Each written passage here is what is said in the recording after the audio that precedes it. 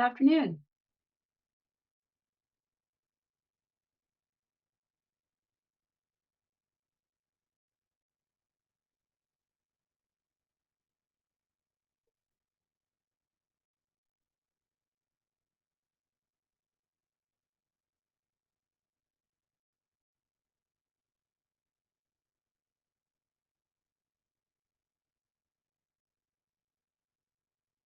How's everyone today? Are you local? Are you somewhere on vacation? I know it seems like half of everyone is on vacation, including I think Jamie is sitting in on this from his vacation, and we are extremely grateful. So thank you, Jamie. No problemo.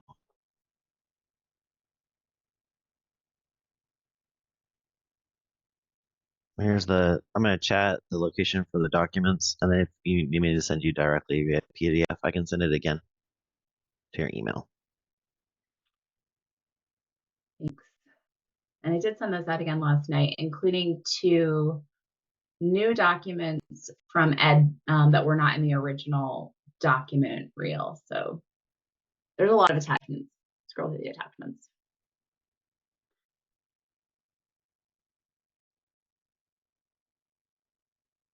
We have a little more space than we had in our last meeting. So let's go through and do a bit of an icebreaker. Since we were talking about vacation, maybe we can just go through, say our name, our pronouns, and where we could go, if we could go anywhere in the entire world, or even if you want to get on one of those flights to wherever they take people in outer space, that's fine. You could try that too. It's up to you. um, and then maybe you could also just say, I will say Michelle Myers, she, her, and I have a new gig. Guys, I don't know if I've told everybody I now work for the North Carolina Clean Energy Fund. So I thought I should share that. It's a really exciting opportunity to work with folks that have really been designing the policy landscape for clean energy. And now I get to learn from them. So it's really awesome. And still get to work on the Electrify campaign with Ken, who's our guest here today, and Jamie. So that's exciting too. And if I could go anywhere on vacation, I've been wanting to go. And Ken, this is not just like because I know that you could help me with this, but I've been wanting to go to the U.S. Virgin Islands for like ever, and I haven't been able to go. So looking forward to that trip soon. Who else? Who would like to share next?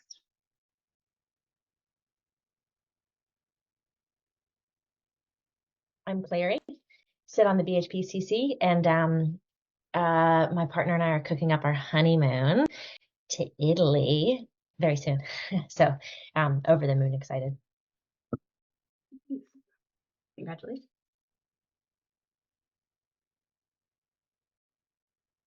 I'll hop on. Hi, everyone.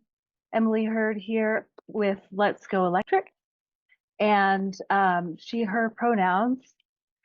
If I could go anywhere in the world, I would go to Laos in Southeast Asia because I was actually living there before I moved to North Carolina 2 years ago. So I was living there for 4 years, have a lot of people there that I miss.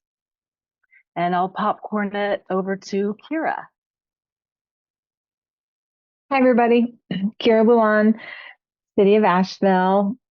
She, her pronouns, and I'll cheat because my brain is still like mostly there. We did a long weekend at Hunting Island State Park for our spring break, and I got back last night. So I'm like 96% still there with the osprey and the eagles and the biking and the beach. And it was really sweet. And I'd be happy to go back anytime.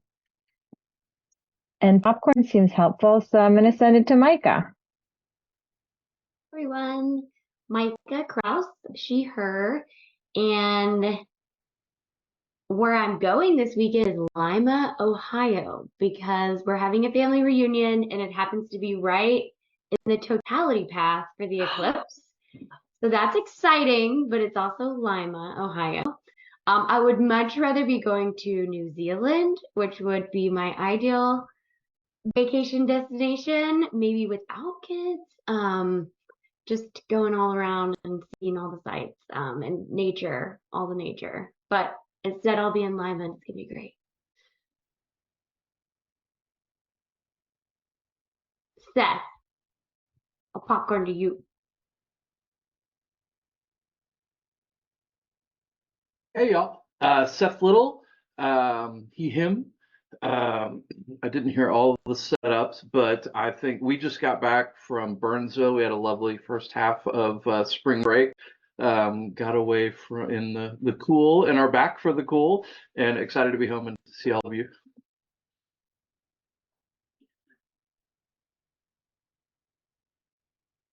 Oh, and I don't know who went. Somebody raise their hand. Ed, go for Ed, it. yeah.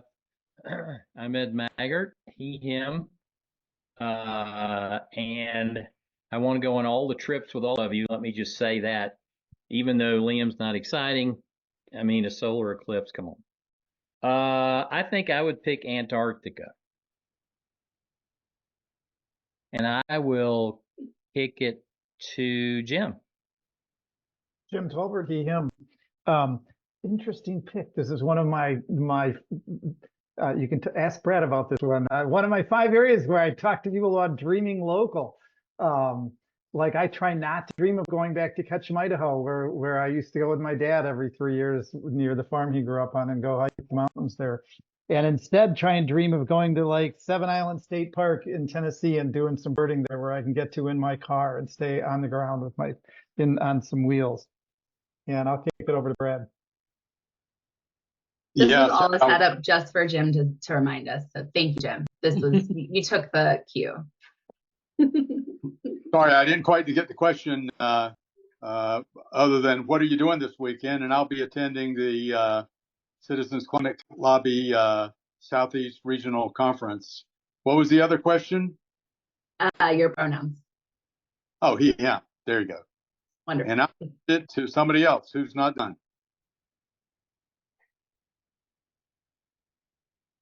I'll go. Hey, everybody, it's Ashley Featherstone, she, her pronouns, and I've been really wanting to go to Hawaii for ages now, and so I've narrowed it down to Maui for at least a week. Thanks. Yay.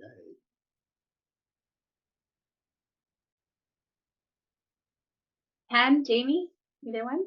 I'm Jamie Wine, he, him. And if I'm a climate advocate, like Jim's telling me to be, I'm going to go with the Outer Banks. I've never been. It's so close, but I've never been there, so I got to go check it out. You may not know this about me, but I studied marine biology and environmental policy. And so there's a map of coral biodiversity, and it radiates out from the Red Sea. The most concentration of diversity of coral is there. So that's where I want to go in my past life before I was a climate advocate. Now I'll just look at the pictures. Hey everyone, Ken Halden here, he, him. Happy to be with you as always with the Asheville Buncombe Electrify team and ready to work on that most immediately. But in terms of going places, Scotland's on our list, got an anniversary coming up this summer, and that's where we're heading. Enjoy the haggis. Wonderful. Well, thank you so much. We're all going there in our minds, which is, as Jim said, the best way to travel these days. If you are not currently, if you put yourself on mute until you're ready to speak, not only do you make a noise, but you actually pop up in the center of the screen as the speaker. So, Brad, if you could put yourself on mute, that'd be awesome. If you're on a phone, you do that with *6. Awesome. Thanks so much. I do want to acknowledge that we are on the historic lands of the Cherokee people, and we'll move forward to identify a timekeeper for today. If anybody could just be a little nudgy and ask us to try to stay on time, that would be extremely helpful. And you. Thank you, Clary. We are then just need to approve the January minutes, which actually should say February minutes, because this agenda has been recycled. I will change that. And if I can have a motion to approve the February minutes, that would be wonderful. No, March minutes. Geez, we are time marching into the future. All right, March minutes. And if they're not, have not been updated in the thing, we will. The minutes are not linked in the document. So we're actually going to hold that approval until we can provide people the minutes. So we'll I'll do that. I can do that in a moment. Okay, great. Since Jamie's working on that, I'm going to jump around a little on the agenda. We have, for new business today, we have 2 reports from him, but then we also have an item that Ed submitted, which is a letter of support for a transit improvement. So Ed, if you're ready to speak on that, we'll do that, and then we'll do Ashley, and then we'll come back to Jamie. I am. The letter got sent out with the agenda, so hopefully folks had a chance to look at it. I'm sure Jamie could pull it up if we needed to. I'm all, in addition to BHPCC and other things, I'm on the Asheville Regional Transit Council, which is the council that works with the Asheville Regional Transit Coalition for trying to improve transit in not only the city of Asheville, but also the county. And as we know, that's always a challenge because city and county don't always work together great. Other folks that are on that group are Kim Roney, also Vicki Meath, and a couple of other folks from Just Economics, Mountain True's on there. So there's a lot of great representation.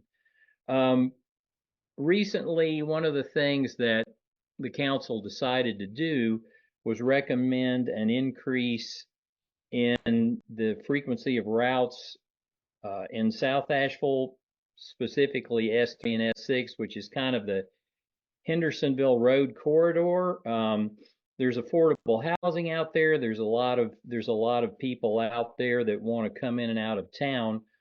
Right now, the frequency for most routes is 90 minutes, which if you're trying to get to a work or an appointment isn't really viable. And so after some research, that's what the group was suggesting, was that the frequency was increased to try and get them in the kind of 30 to 45 minute range to make that viable. And obviously, having buses run more often is going to create more carbon emissions. On the other hand, it's a balance between trying to make bus riding feasible for folks so there will be more ridership and less cars on the road. And the council feels like this is a move in that direction. Ridership was really down after COVID, but it's starting to pick back up. And so we're looking for ways to try and help that. And the letter basically suggests that and then lists some things at the end that tie into not only our DEI goals to make things accessible to everyone, but also obviously reduce carbon emissions if more people were to use that. And so my suggestion was twofold. One was that with this sample letter that if Michelle wants to edit it some, that would go into both city council and Buncombe County. And I also have a version that Jim did it's pretty much the same thing, but it's for individuals. If any of us wanted to send one in, not as a representative of the council, but on our own, or if we wanted to share that with folks. So that's what I've got, and I'm hoping that the group will approve that, and we can send that in. It's not super time sensitive, but it's not something we want to wait till July to do. So that's it. Questions?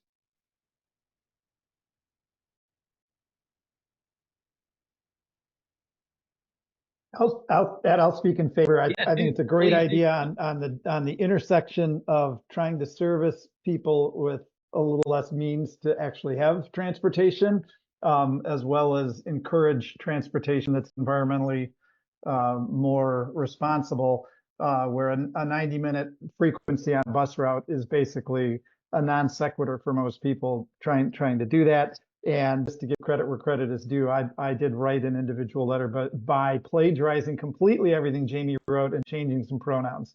So it's just put into first person. And am I understanding it correctly that Keith, because Keith technically is the chair of the transit committee and he's not on, he looked it over already, is that right? he has Okay. seen it, and we want to maybe have a follow-up meeting, but he kind of signed off on for now.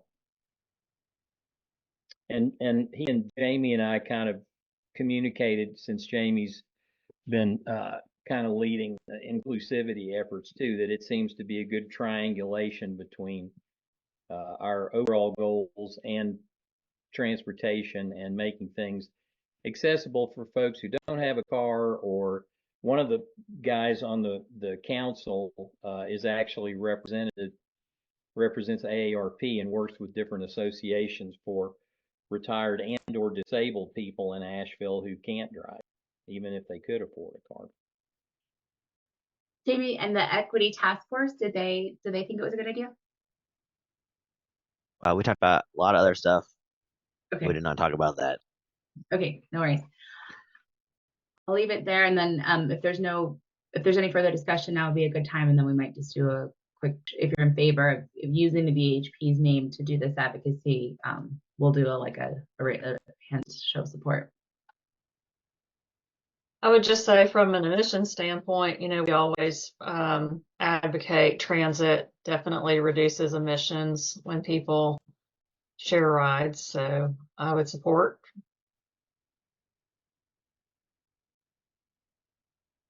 Great.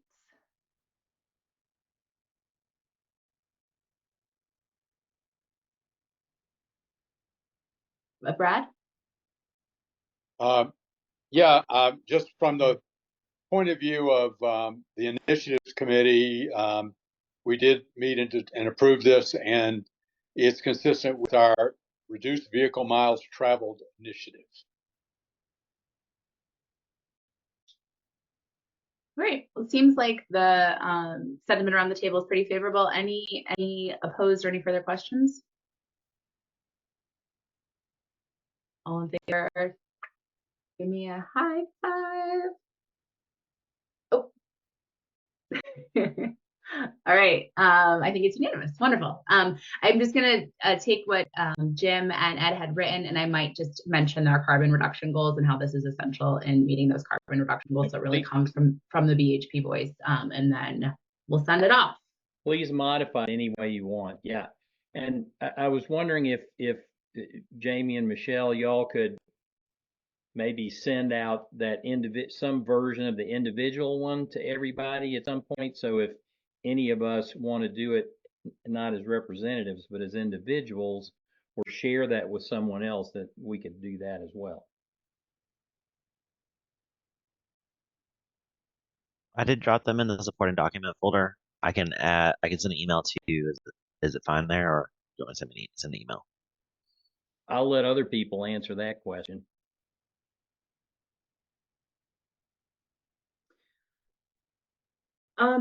I think that the thing we can consider is, do we send action alerts as the Blue Horizons project to the email list, which is about 800 people, or as an item in a newsletter, or we have a broader list of BHP's people that they've been on some task force for some time. That would be perfect if y'all think that's appropriate.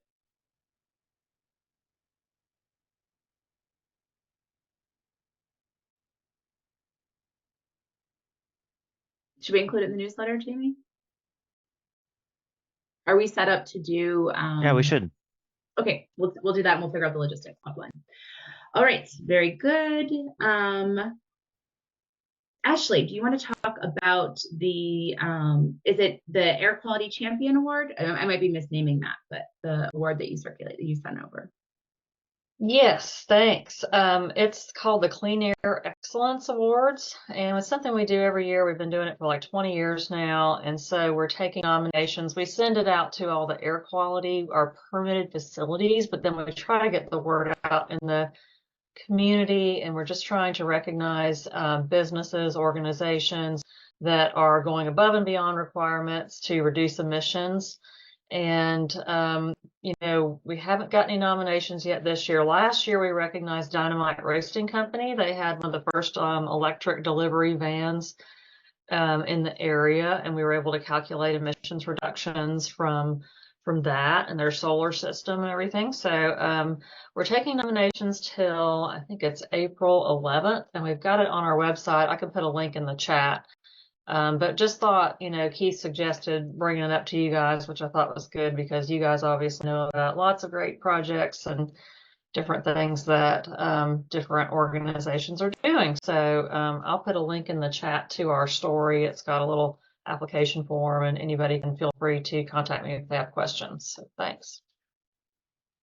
Thanks, Ashley. Great. And at the top of the chat, if you can see it, are the March meeting minutes. So we're going to go back to that and see if we can get an approval of the minutes. If people would prefer to look at these, and we can approve at the next meeting as well. It's up to you. Brad, is that a new hand up? Yeah, I was just going to say in response to Ashley's comment that we did talk about that in our initiatives committee meeting, and that we recommended that we consider nominating the Appalachian Offsets Program of Greenbelt Alliance, and I passed that along to Amber, and I guess by synergy or whatever, also Jamie, and they are looking at it. But I think Appalachian Offsets is just great. The solar that they put in on the nonprofits would be, I think, a great reduction in air quality, and improvement in air quality. Great, thanks.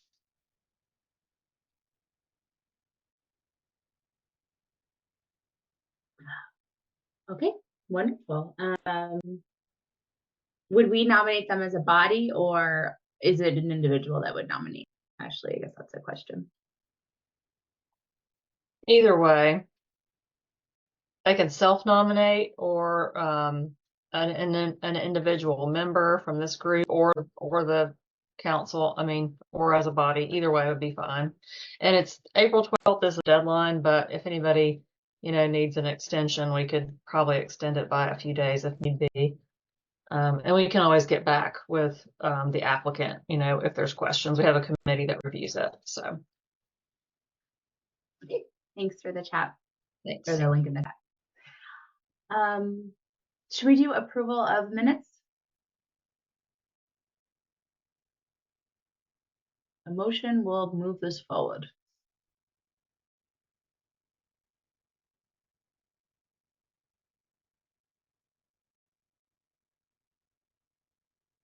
I'll move we accept the minutes as written.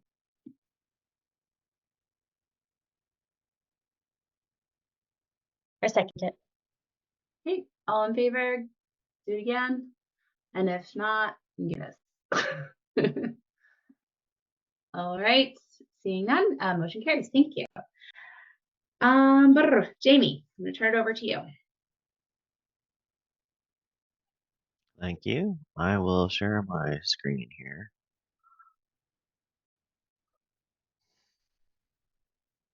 Let's get rid of some of this. Okay. Is that in presentation mode? Looks like it. Okay, great. So I provided 2 written reports to BHPCC for this meeting. One is an ESN measurement and verification report. In previous years, Bandameter Design has done this report, and it's been she's done energy modeling for what Energy Savers Network has been doing, and then verified it with their. So she's taken the bills and done energy modeling for the homes, and then also has done like regression analysis for weather adjustment. I just straight took the analysis of like the energy savings and then kind of made broad statements about weather, and we'll see here. I'm going to do like a little overview of the report here, so it's a little different. And then the second half of this PowerPoint is about look at this extra P.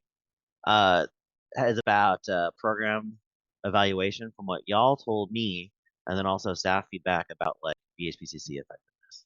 So there's like 2 parts here. That's agenda item 1 and agenda item 2, but I put it all in one presentation. You're also welcome to read the documents that back this up. They're in significantly more detail. I think I pulled all the pretty stuff over. So we're close to where we've gone before for Energy Savers Network. In the past, the evaluation has come back somewhere around $180 per home. That actually makes sense though. If we did adjust this for weather, it'd actually come down a little bit because 2022 was a little bit milder than 2021. So if you adjust for weather, they should have had lower energy bills because weather wasn't as cold as it was in the previous year. So we're in the ballpark here. We looked at Georgia Power's technical reference manual, which is pretty cool. I mean, it talks about all of the stuff that they're doing for energy efficiency. The only thing that really matches up is their water measures. And so that looks like about a $24 annual savings in water bills. But their energy saving stuff was just a little bit too different to make that. It wasn't really analogous to the work that we were doing. They were doing like whole home in-depth retrofits, which was a little more than we do. We do whole home, but they were doing stuff like insulation, attic air sealing, and we don't really do that. So the blower door testing actually saw a huge average reduction, which is pretty exciting, 22%. Some of them were up to like 40%. And if you look at so this methodology I talked about a minute ago about the weather adjustments, and then we did 194 homes, but we were only able to analyze 122 for whatever reason. A lot of it was about like not having full data from Duke, or like by a few months on either side, so it's hard to analyze year on year. There were some that like they got a lot of improvements from other programs, so like it didn't seem fair to add them in because they got like $4,000 of like air sealing. It was just like, because they needed new drywall in their house, or they needed stairs or a roof or whatever. So we excluded some of the houses because they're outliers. Okay, so these are the results. I don't know why this is being repeated because I wanted to show you a slide. That's the one. I want to show you the energy savings per home. So this is of the ones that we analyzed. Some folks didn't save energy. So basically everyone that is on the higher side here, that they use more energy, they all got a phone call. We're like, hey, how come you guys didn't save energy? The people on the bottom side of the x-axis, those are folks that did save energy year over year, and then we average this out. That's what keep the average numbers. Okay, it's a good stopping point for questions. It looks like Brad's got one. Brad, if you can answer your own question, I'm going to ask you to answer your own question, just so you know, because you know a little bit about Energy Savers Network. You're muted, my friend. Brad, you're muted. Brad. Okay, so yeah, sorry about that. It seems to me this is the first time we've used actual energy data. Is that correct? Amy has used it before. And what she does is she takes it and does an energy model and does a regression analysis based on weather. Well, this is certainly the first time I've seen this chart that you've got up on the screen now, and I have to say this is really fantastic. And I guess I'm not an engineer. I think that's what's going on. It all has to do with. It's hard to believe that anything that we did. I guess you have to assume it's hard to believe that anything that we did actually increased people's energy use. But there is random noise going on here. Nevertheless, I think it's very effective, and it's good to see that our earlier energy estimates from the modeling approach are holding up with this new data. So it's good. I like it. I tried to make it, I appreciate that. Thank you, Brad. I tried to make it more accessible. In the past, it was a lot of engineering speak, and it didn't really speak to me. So I tried to adjust it that way so that it was more digestible. I'm glad it worked.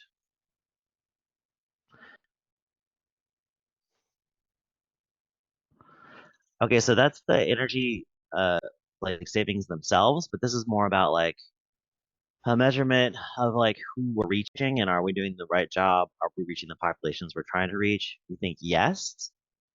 Some of it's word of mouth, but a lot of this is agency partnerships that we're getting these leads from. And then like the volunteer piece we've been missing the last few months is we haven't had a good volunteer coordinator, and so it's been difficult to like keep our volunteers engaged. So that's been a problem. But here is our referral sources. So there's some word of mouth. Other is actually agency referrals, but it did not categorize well in the spreadsheet. So I made it even more. I cranked up the resolution to give you this. Thought this would be really exciting for everybody. Have a little slice of pie. If you take all this, a lot of this is actually agency referrals. Evelyn, Homeward, Manna Housing Opportunities, Poder Emma, United Community Development. Like these are like agency partnerships basically. And then there's some more other things going on here for agency referral and for like where people are coming from for ESN. We actually think we're doing a good job on this front. I think We actually have a new outreach list we're working right now that is directly from Duke Energy Progress, and they're it's either they've people that have identified as low income or who are high energy users, and we started at the top and we're working our way down. We've done the first like 3 or 4, and some of these homes are like pretty heartbreaking. Like people are just doing the best with what they got, but it's like, you know, it's a renter situation and they need a serious fixes. And so we're doing what we can, but we've started down a list from Duke, which has been really cool. Okay, so this is going into, and I don't know, I'm not really liking the way this edited. It looks different on my screen when I was doing this, so apologies. But we went through and we looked at how to do improvements. Here, I think I slipped that one across 3 slides. I don't know why that's still in here. One is performance. So how do we increase the performance of the improvements that we're making? We had Danny Harvey, who was our resident Greenbelt expert, go on site and do a qualitative analysis of what was happening. Some stuff that we were doing was we were truncating ductwork in the attic, and that was not a good idea. We should not do that, so we're not going to do that anymore.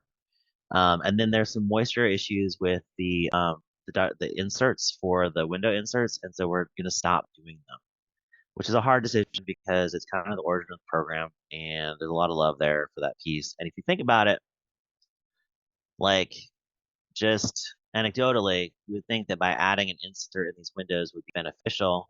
And it is for energy, but it's worse for moisture. You end up getting moisture trapped in there, like a sealed window that has leaked, and that moisture actually leaks into the wall and could cause damage. So the way to do this right is to get people to take them out every 2 or 3 weeks, wipe off the condensation, put them back. It's not going to happen. So we're going to stop doing this and invest those resources into other energy efficiency upgrades. So it's kind of a sad thing. Also, we were using foam board and some duct applications, which is not up to code, so we're switching to sheet metal. And then some air quality stuff we want to work on, and there's some more about this later that is going to take a lot more money. But from what we're already doing, this is the stuff we can do simply. Is it on the job site, emphasizing using as much mastic as possible. And we have been doing minimum ventilation rate targets, which is really cool because they'll do a blower door, they'll do a calculation, and they'll try to get as close to the minimum ventilation rate. What that is how do you save as much energy as you can while still keeping the occupants alive? You know, you want air for breathing situation here. And then we've been using reusable furnace filters, but we don't think that they're actually effective. We think we actually should try to find a donor for furnace filters to use the disposable ones. We think they'd be better. And then finally, there's a serious issue with moisture in bathroom fans, and we just don't know what to do. When you're looking at a mobile home that's from 1964, they need a new bath fan, and it's extremely expensive. So we're trying to add it in for our home repair piece, but there's a funding opportunity here that would really help with indoor air quality that we are looking for more cash. Okay, so that's the first part. That's the end of the ESN measurement, verification, evaluation. You have a document in the agenda. You're welcome to read through it. I think it's quite poetic. I've written it, and then it got edited and then by the city and the county and staff at Greenbelt. But if you have feedback about that piece, please feel free to read it and give me some feedback about this. And then I'm going to pivot to the BHPCC evaluation.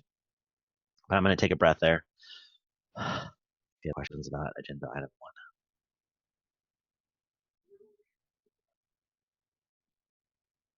Jamie, do you have like a goal for energy savings, like per home?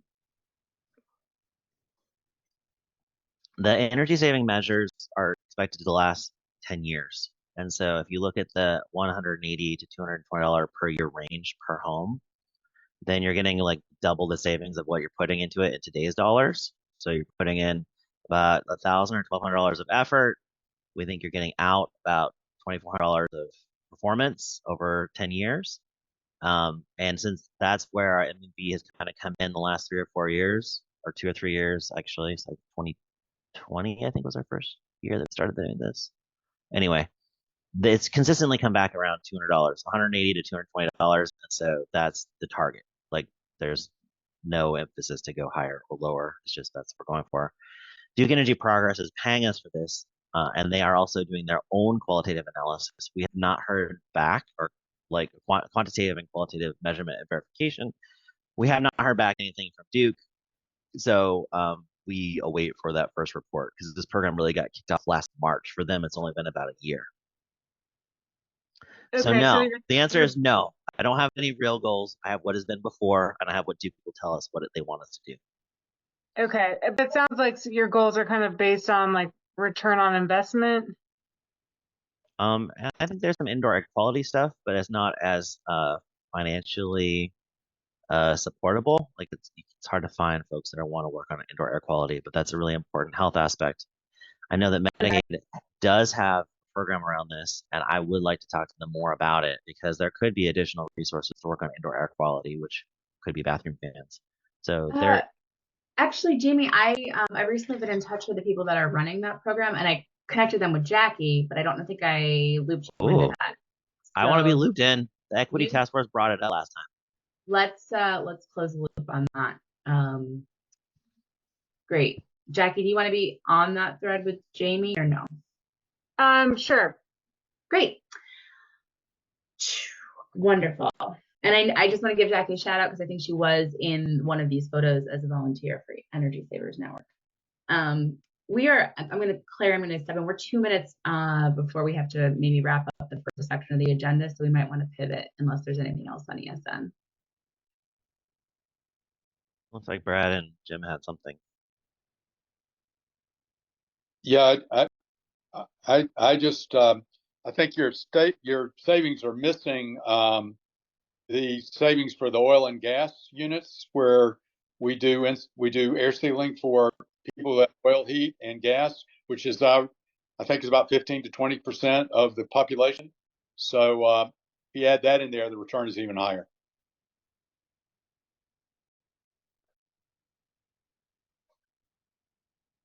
Amy's analysis excluded those, and I think it has to do with not having the Dominion bills. We have signed up to be a service provider for Dominion, and we're going to start requesting those bills. So that could be an angle that we get more data on in future years, but you're probably right. Yeah, well, I mean, even Dominion won't give you the people who use propane or fuel oil.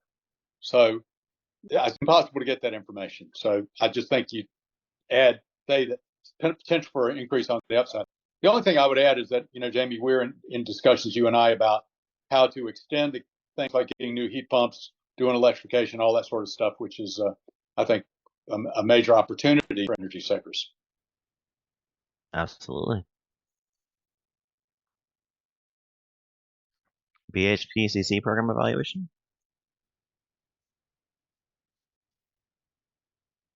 We talked about this last meeting, and I've reached out to many of you individually.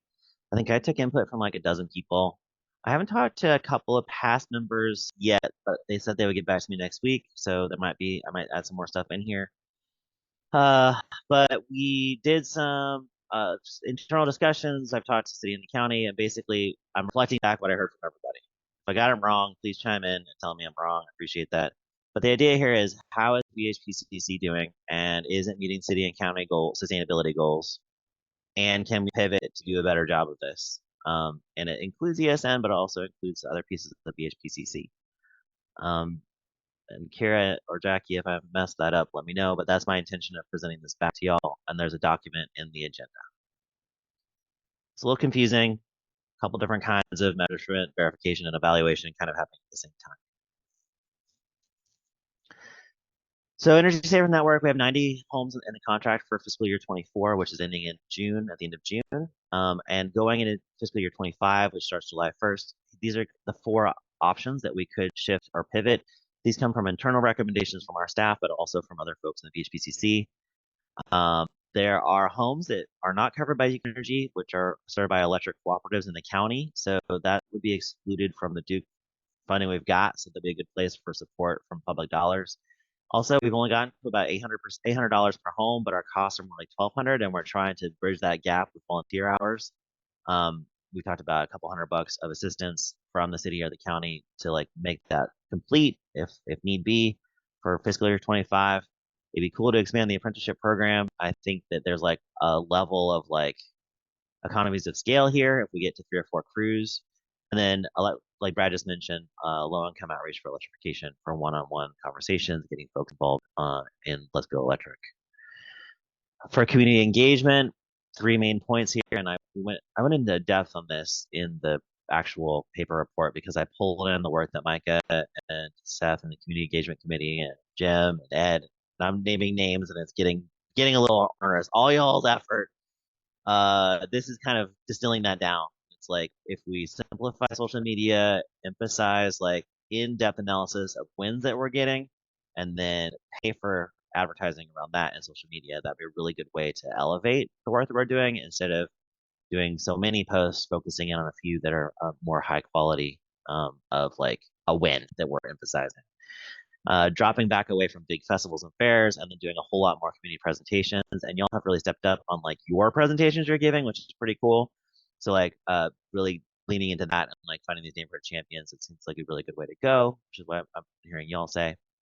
And then continuing Electric Fair into the future as like a signature annual event, but that again is like kind of in the new, it's not a fully cooked phase, but we'll get there. The Equity Task Force, we've met twice since last July. It's been difficult to reconvene folks with what's been happening at Greenbelt, but we had our second meeting on Friday, Good Friday. We had 7 attendees despite it being Good Friday at 5:30, which I was like, this is cool. The biggest thing that came out of that was it'd be really great to get genuine partnerships. We are not great at that, and I think this is the moment, and I was going to save this for later on our BHPCC agenda, bring 1 or 2 BHPCC members to the Equity Task Force in person, talk to folks, because I think they're ready to talk to y'all directly and maybe come join this body. Maybe a couple of them would be interested in coming and being more involved. We talked a lot about like gentrification and how this will affect gentrification and actually could amplify it and make it worse and like dealing with that. It'd be good to meet more and to do genuine relationship building as opposed to just meeting and talking. And I think there needs to be more cross relationships between BHPCC and like these other groups that are already meeting.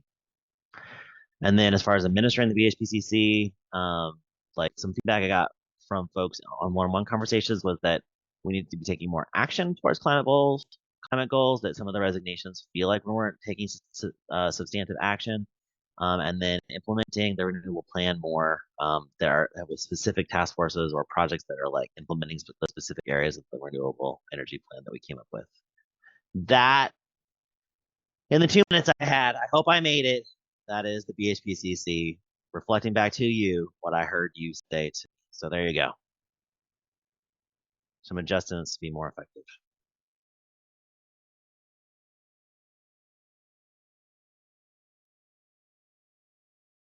Does anybody have any feedback for Jamie?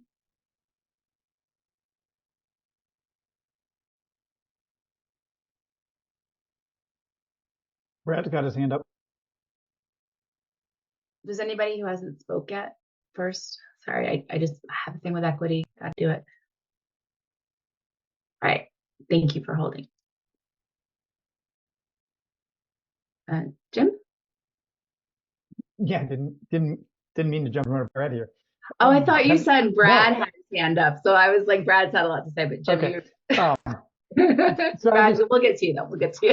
As we're looking at BHPCC and our goal, trying to help the county and the city get to these emission reductions, it just seems like we need some kind of quantitative measure of the energy use in the county and what the major metric is of trying to get to clean energy. Like I don't see anything measuring what we're trying to achieve yet. And even if that data doesn't move for 3 years, like having a background to say, here's what the data is and it's not moving, I think is equally important. So I would encourage us to find a way to measure the energy we're currently using, quantity and emissions per kilowatt hour or whatever that is.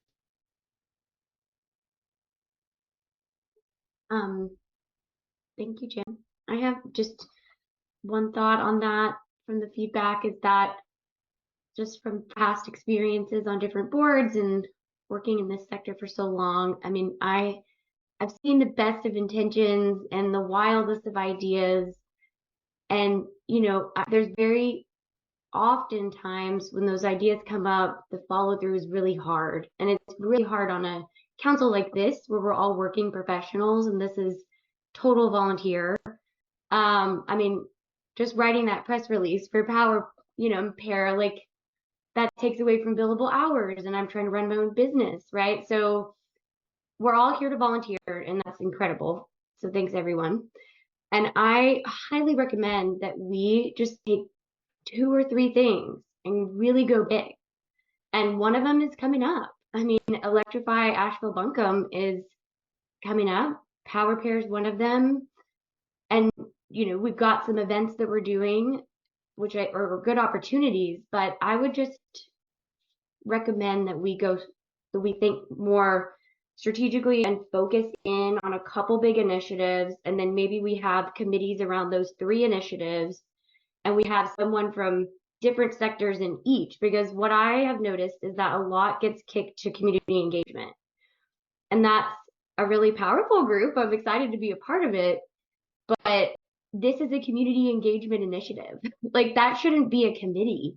That's what we're doing here. So like everything should be community engagement, and communications is part of that. So I see like the movement in that committee, which is really exciting. And I might recommend that we pick, you know, focus in on, if it's in the plan, great. But even if it's not, like, pick a couple and do them really well.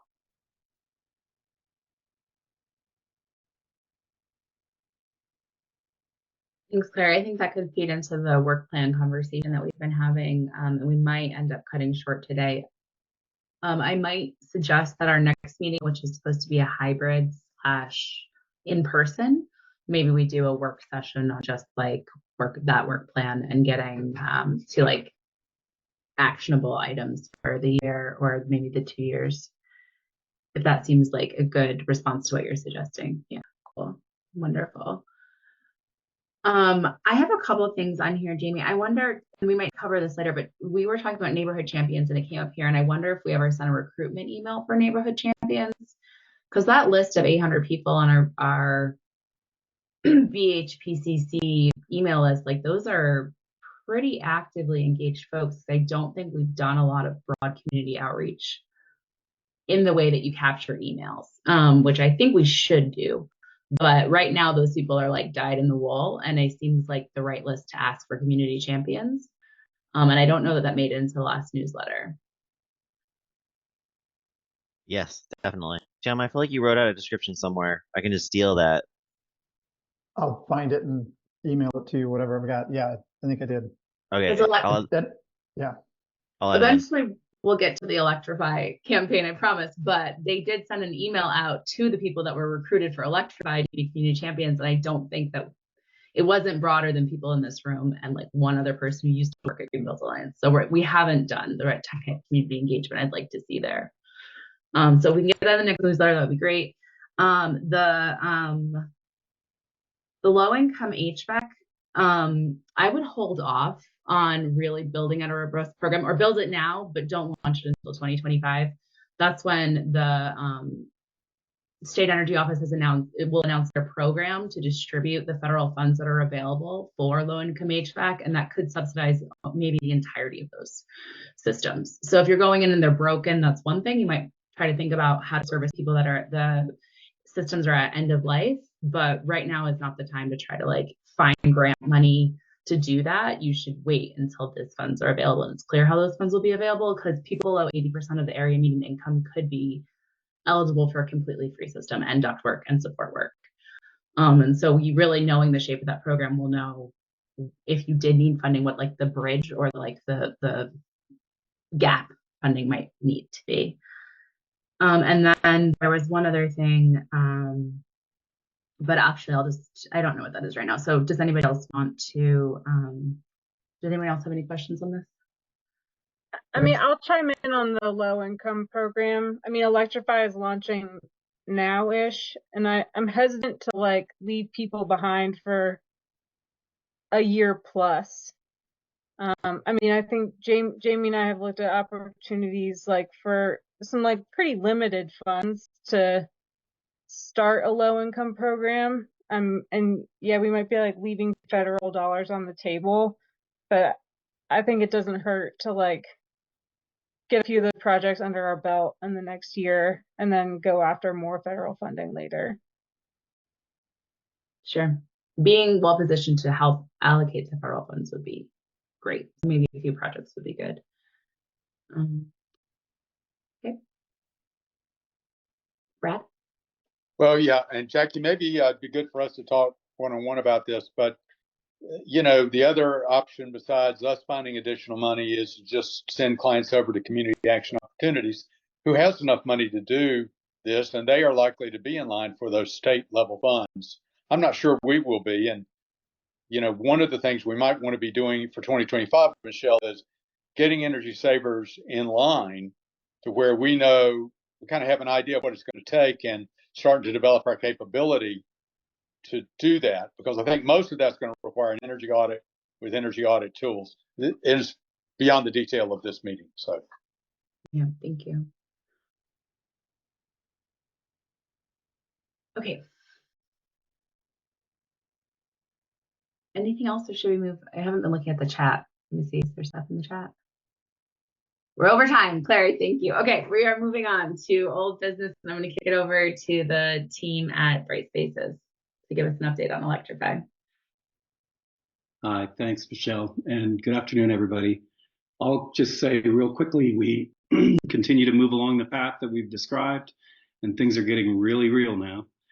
So I'm going to give Emily Hurd, my colleague, a chance to kind of give you a quick overview of what we have in the queue for this month.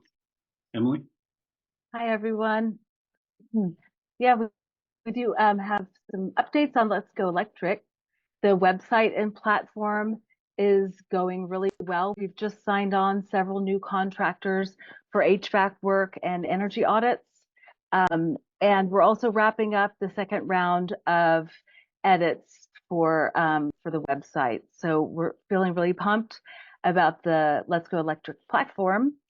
As far as community engagement goes, you all should have received an invitation already for the April 12th stakeholder launch event. So it's going to be a great opportunity to interact with the whole team and the stakeholders involved in Electrify Asheville-Buncombe County.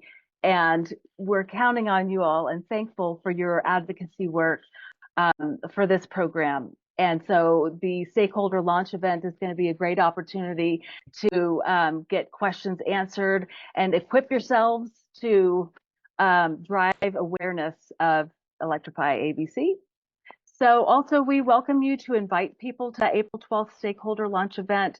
If there are people who are aligned with the program or you think would be great supporters in some way, we welcome you to invite them or include them.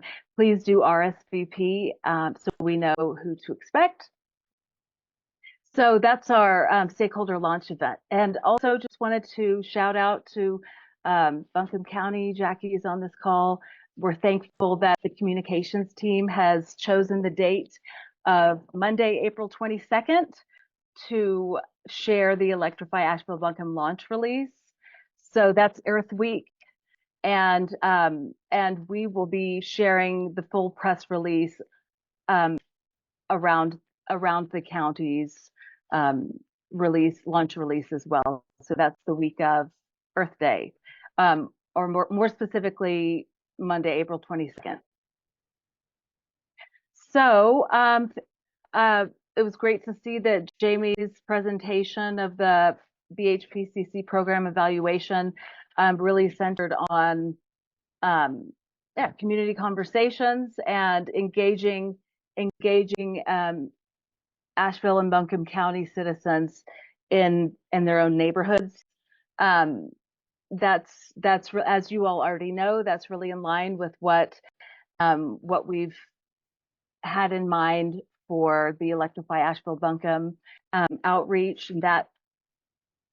So after we get past the April 12th stakeholder launch event, we'd like to start the community presentations. That would be like late April, early May. So thank you to those of you who have already put your names down as neighborhood champions. That spreadsheet was shared by Jim, and I'm putting that link in the chat just for easy access. So Clary, Michelle, Jim, Ed, Jamie has added several names, Keith. So I think that's all I'll say on the neighborhood champions and community conversations, because I know that's been brought up several times with the community council, and it sounds like it's well aligned with goals for moving forward for community engagement with BHPCC. Last but not least, we've got an Electra Fair planned for Saturday, June 8th from 11 a.m. to 5 p.m. So bring your kids, bring your grandkids. It's going to be a free and fun one-day event at AB Tech Mission Conference Center. And there will be plenty of exhibitors, people sharing product demonstrations, like we'll do some cooking fun on induction cooktops. We'll have local contractors on hand to connect with residents. And yeah, so there will be more to come soon on Electra Fair. So I think that's about it. Ken, did you want to add anything, or? No, I think that All covers good? the waterfront, and yeah, a lot of good things in the pipeline here real soon. So late April, May, June is going to be super busy with awareness building around Electrify. Thank you. Jim, you have your hand up? Yeah, I was just wondering, on the June Electrify, do you have a timing when you think, are you putting together some graphic support for that? Some social media or graphic supports we can use to circulate on that? And when would that be available? Jim, you're talking about Electra Fair The now Electra in June? Fair on June 8th, Saturday, June 8th. Yes, Yeah. we, in fact, the logo just got built in the last 48 hours or so. We're working on flyers. To answer your question, absolutely. And your ability and the ability of everyone to carry that forward and make that a thing. We're working on some advertising that'll support it in May, so that it's something that people can put on their social/civic calendars, and all that's to come, Jim. So we will keep that promise. Sounds good. So the Electrify website will be functional on April 12th, or won't need to be functional until the press release. Just so this is so I get my going to be previewing it. It's record. functional. Yeah, it's functional now, but it's a matter of how we, the reveal, the preview, whatever you want to call it. We've said soft launch, but that's a little fuzzy for what that means. But we are calling it a stakeholder launch, which means you all will be able to look at and move through that with the contractors on board now, and being able to showcase their products and services. We feel very confident that April 12th is a reveal moment, and that'll allow us to move forward into that Earth Week, more public awareness, more broad public awareness, Michelle, that Emily referred to.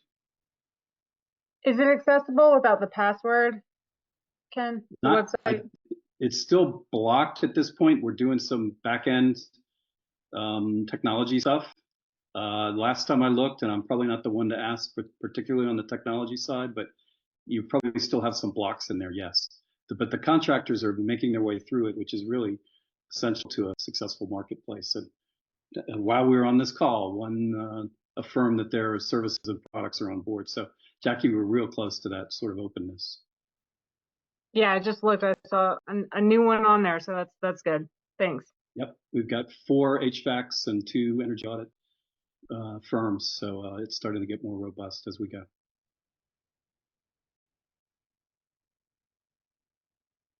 Does anybody else have any questions? Okay. Thank you. Yeah. Thanks. All right. Well, Clary and Micah, sorry, I spaced for a hot second. Have been working diligently to get some materials together to announce the Power Pair program. Working so diligently, in fact, they beat Duke to the punchline, and we had to pull it back to wait for Duke to get their press release together. I want to think that you guys helped drive that forward, so thank you. Do you guys want to talk a little bit about the Power Pair program and what you've been working on? So one thing I'll just say that's funny is we just had an internal meeting at Sugar Hollow about whether we need to set a deadline well ahead of the June I noticed made some updates in here do push their dates back just a few days. So May 10th to June 7th is that first window. But when do we need to set our internal deadline so that we can have applications in for this rebate before that June 7th deadline? And yeah, basically just like, come on, Duke, and get it out there because capacity is capacity. And so we're probably going to hit that capacity something like mid-May, late May. So all that to say, there's a lot of prep work on the install partner side in order to get someone ready to even apply. And so time is of the essence. Can you explain what you mean by capacity mid-May? What does that mean? So in order to submit an application for the Power Pair rebate, there's paperwork that goes with that. And then there's also, you have to have done a site visit and created a proposal and have a one-line electrical diagram and all these other things in order to submit that application. So our concern is that people are going to start seeing this and reach out on June 1st with interest, and they will miss this first round. But then assuming it doesn't fill in that first round, we'll be able to submit their application in the first come, first serve part, which opens up on June 21st. So I say that just to y'all in terms of communicating that this deadline would already be too late. Thank you. And Micah, will you talk a little bit about the press release? Well, I guess I didn't realize that Duke hadn't put out a press release at all. So now I feel pretty bad for pressuring the utility giant to put out the press release. But nothing like lighting a fire, a nice polite one. So yeah, we're putting out a press release. It's got all the information. It highlights there are 3 PowerPoint trade allies. Sugar Hollow is one of them. Only 2 of them are locally based and part members of GBA. So we're highlighting those 2 trade allies in the press release, as a GBA organization. And it just tells all the details and includes a quote from Michelle and NCACS. Yeah, NCSEA, Sustainable Energies Association. NCSEA quote for third-party validation and really an industry expert lending credibility to this program. We're going to try to get it out. Jamie, we're coordinating on that. We're going to try to get it out on early next week, Monday to Wednesday. You mean with Amber and Annie, yeah? Yeah. Okay. And so it'll go up on GBA's website. And then the goal, and I don't know how this has all been coordinated in the past, it's my first time to do this with y'all, but the idea would be that it would be included in the next newsletter, for the BHP newsletter. It would go out to that list of 800 that Michelle talked about, and it would hopefully be promoted via social. And I think that that's something that GBA staff has helped with in the past, but it sounds like it'll be me next week. Is that too late? Because the press release would go Monday, and then after that. Yeah. We wouldn't do that before it goes live because that would be the link.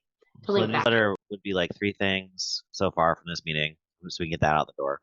And then I wrote those down separate to the staff, and then I would work with you to do the social to make sure I don't screw it up. I think that's our plan right now. Yeah. That sounds good. And then the press outreach, is that something that GBA can handle? I'm going to ask Annie for her list, and then I'll see about sending it. I don't think it'll be a problem. We have the Earth Day 5K next Saturday, so that's kind of why we're covered up with that. But I will work on it, yes, personally. Okay, thank you so much. So we've got the press release. It's ready. All I need to do is pop a link into Duke's press release once it goes live, and then we'll be finalized, and I'll send the finalized release to you and Amber and Annie. And thanks to Clary's marketing team for providing the first draft in quotes. And I can send, there's links to the release in the agenda, I believe. So take a look and let us know if you have any feedback as soon as possible, if so. It's not linked in the agenda, but it has been reviewed by the outreach committee significantly. So I think it's probably good to go. I believe it's in the email Jamie sent as well. Oh, cool.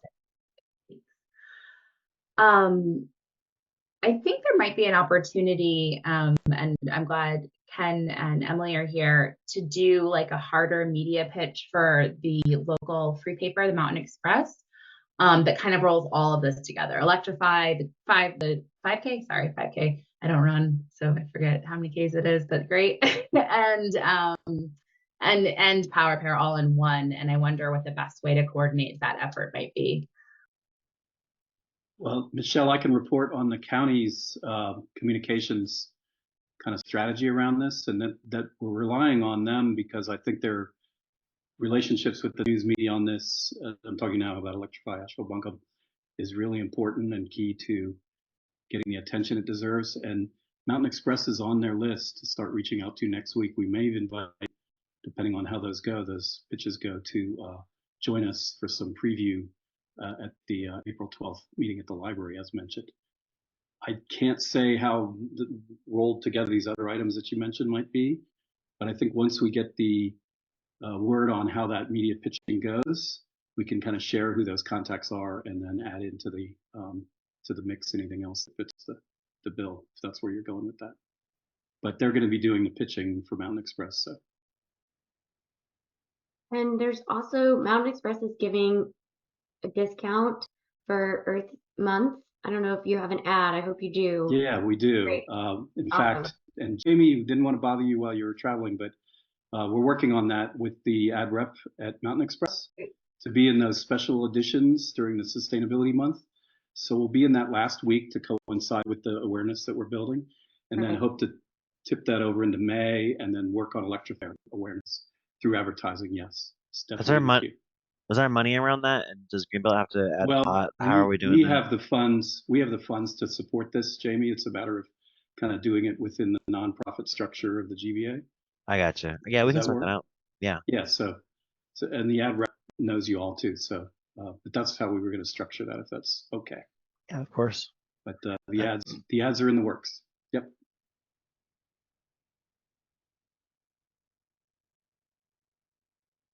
Okay. Sounds like you guys are doing that already. So we'll just reach out about Power Pair and try to get in as well.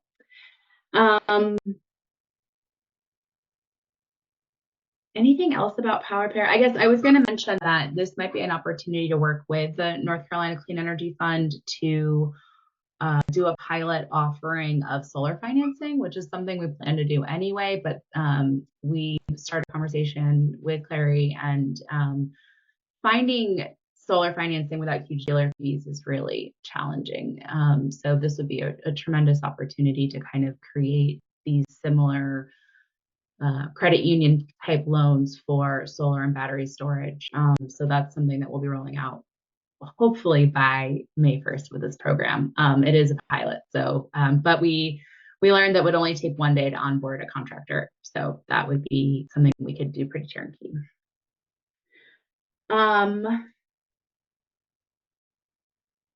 Great. Any questions about that?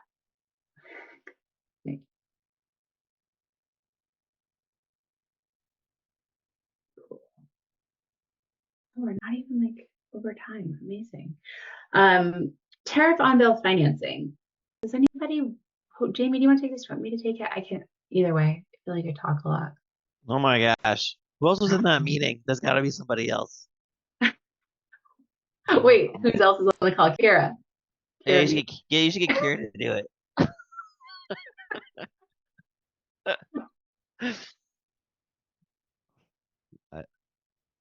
Yeah. To get Kira to do what? You just got voluntold, I think. I did, but you have to volunteer me again. Well, so our Duke Energy rep is not here.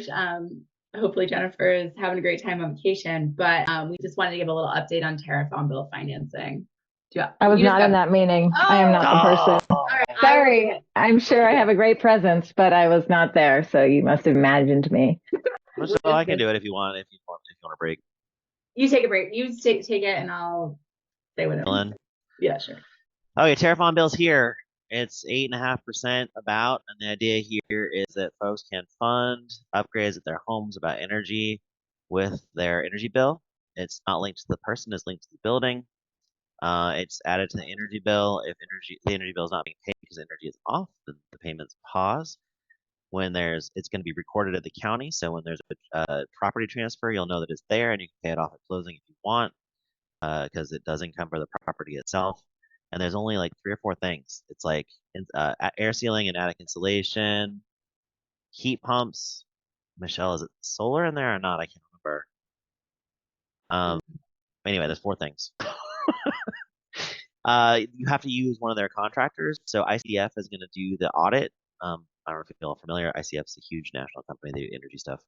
And so they'll do the audits of homes, or they'll have a subcontractor that's geographically positioned to do that. And then they will use trade ally contractors that have been approved to do the work. There's going to be a negotiated price. The director, they do the work and then bill for that work to Duke, who will pay the bill and then put on your energy bill for 5 years at 8.5% ish. It's actually I think the cost recovery rate. I'm not as good at regulatory stuff, that is negotiated with NCUC. And so that rate might change over time, but it's like that. That's like whatever their going rate is for profit. And they're doing it in Raleigh, Chapel Hill right now. They're not calling it a pilot, but it's basically a pilot. And then they'll kind of expand it out as they have more capacity on the ground to be able to do the Terraform bill. This is a big win as far as it not being a pilot. It's a full program. It is a double-edged sword. If you have folks that have a higher energy bill, they can no longer pay. Like if the savings aren't panning out, there's no guarantee there. So like the savings have to pan out in order for the person to actually be able to cover it. And if their bill goes up, they don't really understand that's what's going to happen. That could be a big problem. So it's a double-edged sword. Like it's another tool in the whole thing.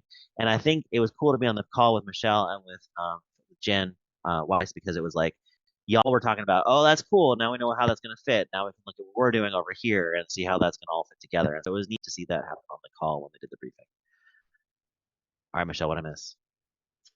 I think you said it. So it's not fuel switching again. So it's HVAC system upgrades from electrical to more efficient electrical, which we learned about on the last time we spoke about this. But just to be clear, and the contractors are very specifically vetted by Duke Energy. So they will need to be people that aren't just Duke Energy trade allies, but specifically this is going to be called the Improve and Save program. So it's not clear that we have local contractors that are going to be on that list yet. So that'll be something to work through. I don't believe, because it doesn't allow for fuel switching, I'm like, don't ever think this will be something that's going to apply for solar. It's only going to be for energy efficiency upgrades. So that's there. There's a, Jamie just put a link in the chat, and then there's also a video. This program actually, I think, just launched like today or yesterday. So it's on the Duke Energy website, and their video is on here. And it's only in 3 counties around the Triangle. It is not actually available in Western North Carolina right now.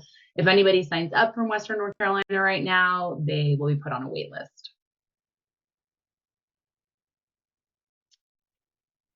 Personality-wise, the fellow that's running it comes from the low-income authorization side, which is pretty cool. So we had that on his mind, Casey Fielder. There's one more thing that when you're talking and I forget, that'll come to me. But I think that's it. That was good. We have time to figure. Well, the thing is, we have time to figure it out because it's not actually available here. So we'll stay tuned. I think it's a good idea to look at the work plan at our next meeting in more depth and really give it the space we need, rather than just keeping it at the end of the agenda like we have been. So we'll do that when we're in person. If you can make it, please do for that, because it's always nice to have these conversations face to face. But we will have a video link for those that are like out of town or not able to join in person. Jamie, we're going to do that at the Collider, right? We reserve the space for that for our next meeting? Wait, what? Hold on. For May? Mm-hmm. Yes, I vaguely remember doing that. All right, we will follow up. But I think we'll be at the Collider. I'm sorry about the parking situation. Take the bus. Subcommittees, please. We weren't able to hear from you at the last meeting, so I'm going to turn it over to you to talk about what's been happening.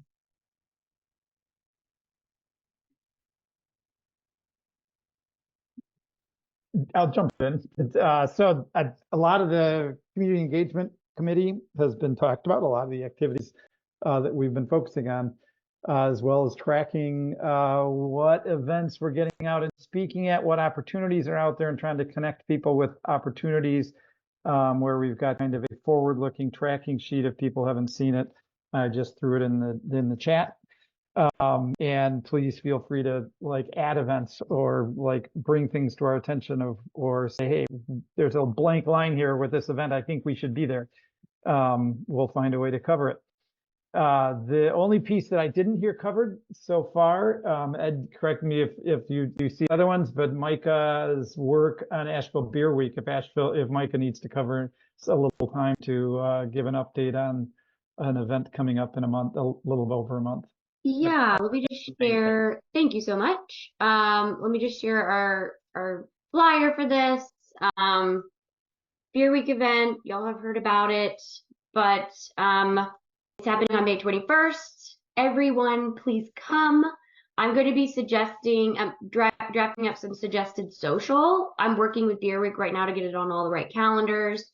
So once that happens, probably in the next 2 weeks, I'll send some suggested social out to this group so that you can hopefully promote it through LinkedIn and whatever channels that you use. We'd love for folks to RSVP just so we can get a head count. And then there'll be a panel discussion on sustainable brewing from this UNCA study that was done. There'll be a recognition ceremony from Ashley. Ashley won't be there, but her team, and a professor from UNCA that's really close to this work, giving recognition to breweries that participated in this study, as well as breweries' sustainable efforts around Asheville. The call to action will be for breweries to actually sign up for the Energy Star Challenge, which is saving energy by 10% over the next 5 years. So that's the call to action. There will generally be, I would say, somewhere between 50 to 100 for attendees. There's a free drink ticket and appetizers for those to attend. And then there's tabling opportunities. BHP will obviously be tabling. Sugar Hollow will be tabling. TBA hopefully will be tabling. And then let's invite folks. So I'm also going to type up a stakeholder email that you can tailor and send out to your contacts via email, asking them to attend, to help us promote, and seeing if they'd like to table the event for free. And then I just want to give a big shout out to Sugar Hollow for sponsoring the event. So very appreciative for Clary and her team for that. And then there's a few folks, Jim, Ed, and Brad, who are also going to be putting in funds of their own to help sponsor food for the event. And then it looks like Big Mountain Impact, my company, will also be sponsoring the event. And that will allow us to have food provided by Wicked Weed, which is really exciting.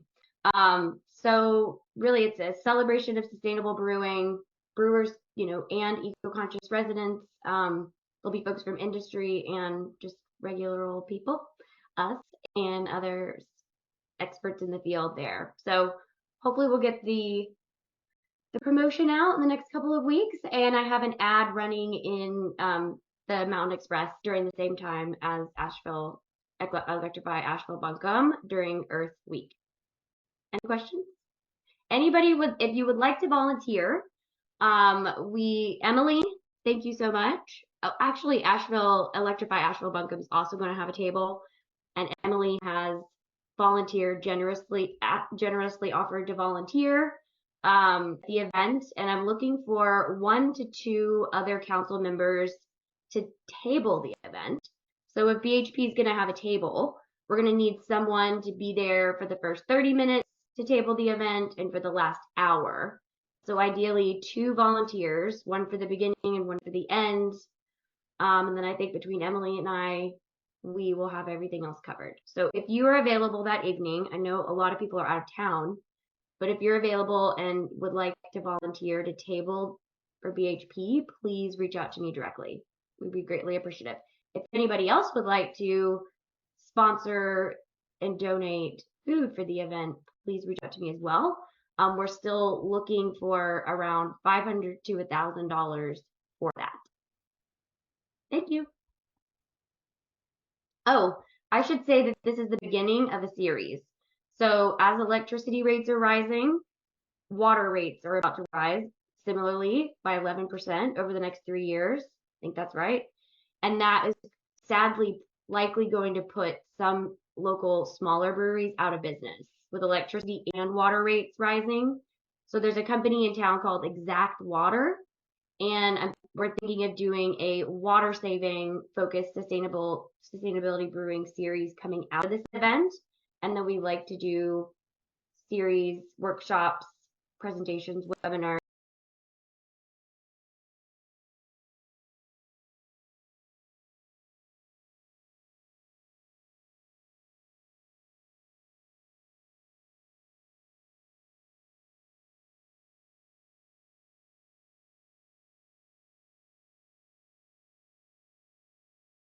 Is it just you? Are you doing? Well, I'm on the AVL Beer Week committee. Okay. So AVL Beer Week is a week and a half of a lot of really fun activities around Asheville. This is a part of it. And I'm also helping. I also created a green checklist for events during AVL Beer Week to make sure that they're as sustainable as possible. So I'm the sustainability representative on that committee. So when I say we, I more mean me probably doing the organizing, but I would say Ashley, with the Air Regional Board and the professor from UNCA, the student who did the report, we've all been coordinating this together. So the we is really Ashley, me, Professor Kuzo, the student, and then, some of the breweries putting the ideas together. So big shout out to Ashley and her team for all that they have done to help coordinate this. And Ashley is hoping, and I'll let her speak for herself, but she's hoping to bring some EPA representatives to this event as well. I don't know if you want to say anything, Ashley, but thank you so much. That's the collective we. Sure. Thanks, Micah. We're super excited about it. And the only other I would mention is Waste Reduction Partners. Their engineers are assisted Ava Engel from UNCA with the 4 audits, and they do this all the time, so they really made it possible with their expertise. Each of the 4 breweries was given a full report on energy savings opportunities, and what we're really promoting is an EPA program. It's the Energy Star Pledge for Industry, which is committing to reducing energy use by 10% over a period of 5 years. So we're hoping to get them to sign up for that. And also having to make this annual. We've got a student, and UNCA is participating again this summer, and we put money in our budget for the air agency to pay us a summer intern. And there's all kinds of UNCA students that want to go hang out at breweries and do energy work. So it's been really exciting. So we're hoping this is something we can promote every year. So yeah, it's super exciting. Thank you so much.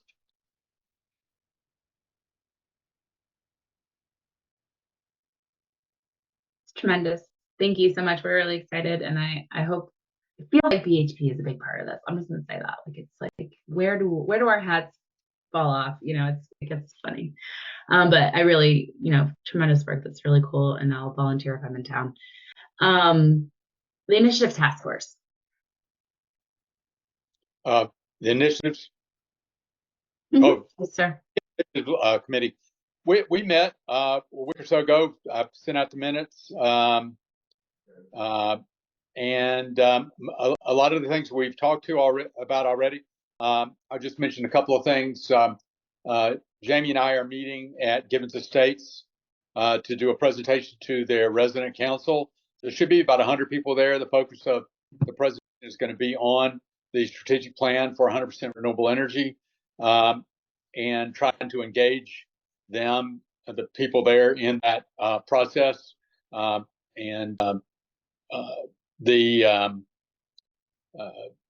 If anybody from the Blue Horizons Project wants to come and join us, there could be an opportunity for us to sort of mingle around the table. Jamie and I've got to put that together next week, but mingle around a table afterwards. And it is on Wednesday, the 10th, at, I think it's, Jerry, you can tell me, but I think it's at 3 o'clock, 3 to 4:30. And Jerry's going to talk about some of the things that they've been doing out at Gibbons in terms of their action plan. we also talked about a number of things we've already mentioned, but also we talked about this low income initiative, and in particular the whole issue of how do we make sure when we're doing all these Energy Savers Network clients that we don't that these things that are coming in 2025, but all the things that are available today in terms of Duke will give up to $6,500 for a heat pump for some people. How can we get that to people that we've already identified and done some work for? And we talked about that as well. People are welcome to come join the Initiatives Task Force. It's not clear, I think a lot of things that are done in community engagement are initiatives also. So I'm having a little trouble understanding totally how what we do in initiatives is different from community engagement until we have, other than Energy Savers, where we have actually some programmatic funds to help move that program along. So be that as it may, we're continuing. We can do a little like in our workflow conversation, maybe like think about the structure of our committees a little too, and make sure that everyone's well distributed. Any comments about that? Any things? I want to give Jamie a chance to put anything he hasn't mentioned about the Equity Task Force, and then I do have an exciting announcement. Ed. Brad and or Jim, did y'all want to mention the utility meeting thing next Tuesday? I was going to bring it up if we had time, but just the carbon plan meeting is Tuesday. I did attend a meeting today. There are going to be some attempts at disruptive protests from some of the more radical environmental groups. I don't know if that's going to happen in Asheville, but it would be good to have reasonable voices making comments to counterbalance that. And I think that it would be good to have everybody in this room make comment about themselves as an individual. And I don't think there's a problem mentioning that you're a member of the Blue Horizons Project Community Council. There is a meeting or a rally at 5:30 in front of the courthouse. I got a message from the Sierra Club about that. And I think we were talking about that. And then the meeting itself, the commission meeting, starts at 7. I haven't heard when is the first time you can sign up to speak, but that's really all I know. So I'll be there at 5:30 and sign up as soon as they open the door for that. This is April 10th, right? April 10th, Tuesday night. No, the 9th. The 9th. Okay, thank you. Okay, Jamie, anything else from the Equity Task Force? One thing, I want to take 1 or 2 with you next time. So I'll send an invite out to y'all. Wanted to emphasize that. And then the 2 big things that came out of our last conversation, I was trying to get a transcript, but I'm just looking at my written notes here. The big concern was like in older homes, heat pumps are hard. Like you really got to do good air sealing for heat pumps to work well and have good insulation. So if you don't have that, and you're like, hey, let's put a heat pump in, that's not really going to be effective unless you do it all together. So they're worried about that in their own homes. And then there actually 2 more things. There's all sorts of additional resources from Medicare that are going into homes. Like someone in the group got a couch because they needed a couch for medical reasons to support their back from Medicare through their programs. We're going to get you hooked up. There's like 10 grand. There's a lot of money. We're going to hook you up. You're unmuted, Michelle. We're gonna introduce you to the Medicare people. You're gonna get connected. Oh, you're talking to me. I thought you were talking to someone over the top of the thing. I'm like, who are you talking to? I'm letting you know that there is money. It's like $10,000 per household or something. Yeah, it's gonna be great. And then there, someone got really excited about relationship building and having us show up at other people's meetings, and she hand wrote all of the people we should go talk to, which was kind of cool. I want to get her more involved. Her name's London.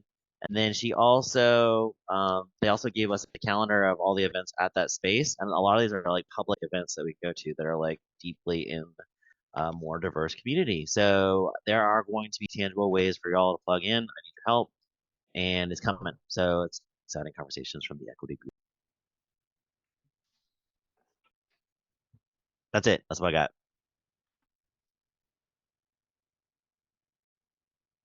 Yay, that's awesome. Cool. Any questions about that? we're at time, but I have the greenhouse gas reduction funds are getting announced tomorrow in Charlotte. And so that starts a year-long planning period that the recipients have, and then the programs have to be rolling out in year 2.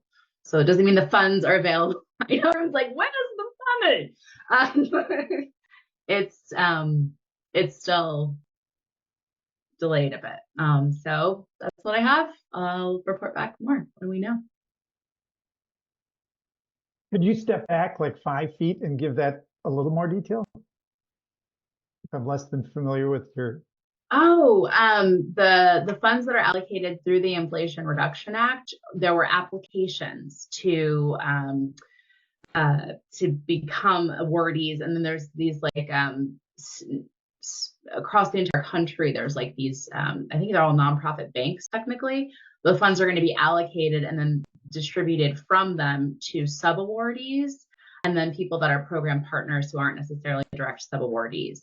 So all of this had to be kind of fleshed out in advance and submitted as like an application to get these funds.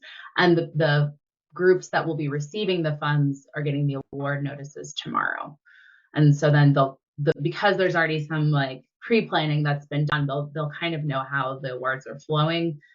I think is that good? Okay. And then there's a little more detail there. It gets real complicated real quick about them, who the awardees are and all that. But I will know more after tomorrow, and it'll also probably be in the news. So we'll share more. But it's happening in North Carolina, and I think that's probably a good sign.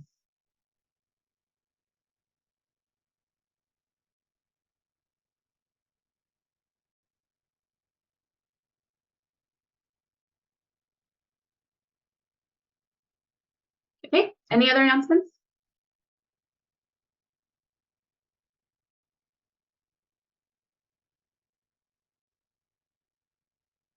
There's something in the chat and I'm struggling to get there.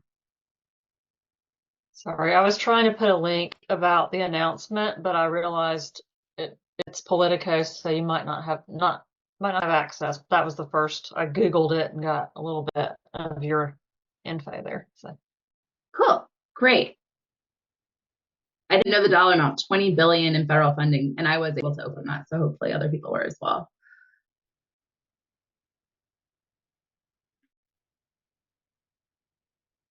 Cool, wonderful. Well, thank you all, and I look forward to seeing whoever can make it in person. We'll confirm the Collider location, which is downtown. If you guys don't know, it's in the big Wells Fargo building. We'll see you there next month. Thanks, everyone. Well, good meeting, Michelle. Thanks.